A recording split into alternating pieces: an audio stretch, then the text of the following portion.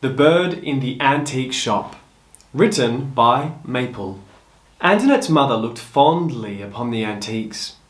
She gently lifted one from its case, one ceramic teapot with pink flower borders. Antoinette couldn't stop pacing small distances. She didn't understand how interesting dumb glass souvenirs were to her mother. The small antique shop was crowded, but all you could hear was the hum of the old lights. It was so boring and unbearable. Antoinette glanced up to see a gorgeous woman. But she was only pretty depending on the way you saw her. Antoinette saw her in a good way. She had thin pale skin with somewhat of a scowl. She looked as bored as Antoinette. The woman had very long jet black hair with some silver and white strands. She wasn't old, just creative. Her hair was tied into long curly pigtails with small artificial flowers here and there. Her dress caught Antoinette's eyes especially. It was grey, small, but puffy, just above her knees. She had a black cardigan over her arms and chest and a small orange bow on her hip. Antoinette and her mother walked towards the long line of customers. It would take at least 20 minutes until it was their turn. Antoinette's mother crouched to her level to speak. "It's going to take a while, so I'll let you go get something, but just one souvenir.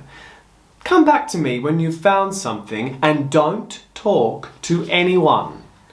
Antoinette nodded and scurried back to the entrance. The woman was still there, but this time she was looking at the items for sale. "Hello, my name's Antoinette." She tried to start a conversation. The woman in black tried to give her a genuinely warm smile. "Such a beautiful name," she muttered croakily. I like your dress." Antoinette stuttered. The woman turned to her kindly. She could look into the woman's eyes. They were dark brown, doll-like. They almost looked fake, like contacts. "Thank you, Antoinette. I like yours too." She spoke more clearly. The voice Antoinette heard was deep, almost like a man's.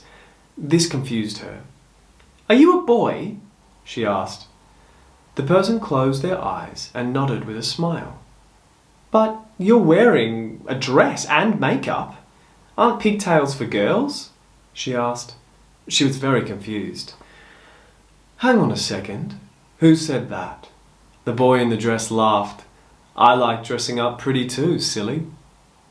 Antoinette thought about her friend Neil.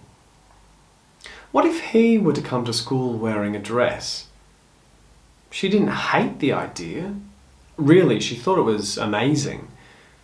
Antoinette noticed the guy turned back to the glass case.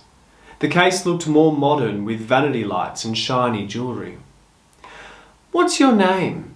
Antoinette queried. "Acillus." "That's hard to say," she giggled. "Can I call you Ursie?" "Only if I get to call you Andy." Acillus turned back to Antoinette with the same poor attempt at a warm smile. Antoinette nodded. Acillus opened the door of the case and reached in, his delicate hands cupping the charm of a necklace. It was a dragon head breathing fire crafted out of diamonds. "This will look great on you." Acillus held the necklace up to Antoinette. She grasped it and gazed upon it, fascinated. "I'll go ask my mum." Antoinette nodded and scurried away. Acillus' phone started ringing. He pulled it out of the belt on his dress and answered. "Yo," he said in a monotone voice. "Where are you?" the person on the other end asked. Acillus blushed as he recognized the voice of his friend Oline. "Not wherever you are," Acillus joked. He enjoyed talking to Oline. She made him happy. "Could you come back to the base?" she asked. Acillus smiled. "All right, give me a second." Luz looked up as the trapdoor in the ceiling opened. A familiar pair of heels crept down the creaky wooden steps of his friend Oline's basement. Took you long enough, Oline grunted with a smile. Asilis took off the cardigan he wore, revealing black, grey, white and orange wings. Luz admired how Asilis dressed up girly, yet presented himself as cisgender male. He admired everything about his friend, almost as if he were in love with him. "How do you wear those itchy things?" Morks asked as Asilis took his brown contacts out. He didn't need to pretend to be human around these people. Morks was on a beanbag, his pale white wings hugging him like a shield. He had long, curly brown hair, like Ray Toro from My Chemical Romance, blue eyes like the devil's water. "I don't know," Asilis replied, but he was more focused on Oline. She had brunette hair, dark gorgeous skin, and wings of brown, white and yellow feathers. She was stunning. Asilis glanced down to Luz, who was his best friend. He had bleach blonde hair hanging over the side of his face, like Mikey Way from MCR. But Luz's face was freckled. Asilis felt like Lindsay if we were to compare famous bassists. Lindsay is from Mindless Self-Indulgence. Luz's wings were colourful. There wasn't a single colour you couldn't find on his wings. His clothing matched. Asilis thought he was just as pretty as Oline. He really liked Oline. "Are you even listening?" Oline shouted Asilis back to life. Morks was snickering to himself. "Yeah, what?" Asilis started to blush from embarrassment. "As I was saying, for once in his life, Morks had a good idea," Oline continued. Morks was visibly proud of himself. "So I was thinking, dude, where do we come from? Because we just kind of existed. Who knows who our parents are?" Morks went on. Normally he'd seem intimidating, but also cluelessly stupid. That was impressive. "So we found some files under all of our names and they just make sense."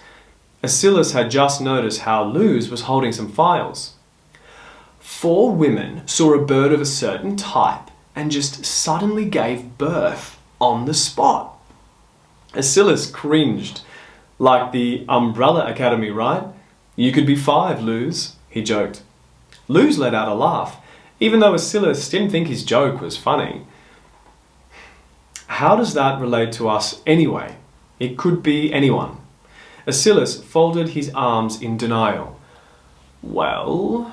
Morks got off his beanbag and wandered to a desk filled to the brim with tech. "Take note that in the files were pictures of the babies," he continued. Asilis walked over to Luz and looked over his shoulder at the files. There was a baby boy with black hair. Patches of skin were pink and wrinkly, and there was a familiar scar over his lip. The same one Asilis had.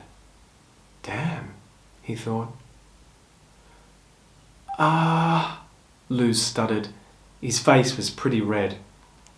"Here, we found a location in those files. It's a stretch, but there may have been a cult that made those women give birth to who we think is us," Oline explained as Morks gave her the laptop. "You guys are crazy," Asilis smirked. "It's official. You're all idiots," Luz whispered. But he had a certain raspiness to his voice that made him sound like he was quietly yelling. It's complicated to explain. "Focus!" Oline spat back. Everyone could see a crowd of people through the church window. They were wearing dark clothes and their faces were hidden with bird-like masks. There was a big circle in front of them, but there wasn't a pentagram. "Okay, here's the plan.